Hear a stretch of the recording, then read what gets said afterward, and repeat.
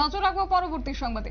আবারও 4 বাংলাদেশি নাগরিক আটক হয়েছে পুলিশের হাতে। কার্যত ধর্মনগর থানার পুলিশের হাতে এবার আটক হয়েছে 4 বাংলাদেশি নাগরিক এবং শনিবার সাত সকালে ধর্মনগর LIEC অফিসের সামনে থেকে ধর্মনগর থানার পুলিশের হাতে আটক হয়েছে অবৈধভাবে প্রবেশ করা 4 বাংলাদেশি নাগরিক।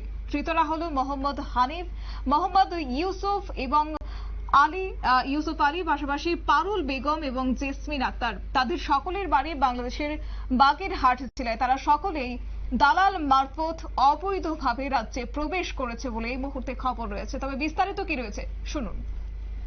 সকালবেলায় আমাদের রেগুলার মোবাইল করার সময় ধর্মনগর স্টেশন রোডে LIC অফিসের সংলগ্ন 4 জন লোককে সন্দেহভাজন অবস্থায় ঘোরাঘুরি করতে দেখা যায়।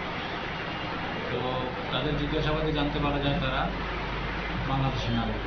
তাদের মধ্যে 2 জন পুরুষ, মোহাম্মদ হানিফ এবং মোহাম্মদ ইউনুস, আর 2 জন মহিলা। তারা কোথা থেকে, কোন বর্ডার থেকে ভারতে প্রবেশ করেছে জানা গেছে? তাদেরকে জিজ্ঞাসাবাদে তারা বলেছে তারা কৈলাসহর বর্ডার দিয়ে এসেছে এবং ত্রিপুরার বাইরে কাজের উদ্দেশ্যে যাওয়ার জন্য তারা এদিক দিয়ে যাচ্ছিল। আপনারা শুনলেন পুলিশের বক্তব্য, অর্থাৎ ধর্মনগর থানা এলাকা থেকে ধৃতদের আটক করা হয়েছে এবং শনিবার সাত সকালে ধর্মনগর LIA অফিসের সামনে থেকে তাদেরকে আটক করা হয়েছে বলে খবর এবং মহিলা সহ 4 বাংলাদেশিকে আটক। তাদের সকলের বাড়ি বাংলাদেশের বাগেরহাট জেলায়। তারা সকলেই দালাল মারফত কৈলাসহরের ভারত বাংলাদেশ সীমান্ত দিয়ে রাজ্যে প্রবেশ করেছে। দালাল তাদেরকে ট্রেনের টিকিট কেটে বেঙ্গালুরু পাঠানোর কথা ছিল। বেঙ্গালুরু যাওয়ার উদ্দেশ্যে তাদেরকে আটক করেছে পুলিশ।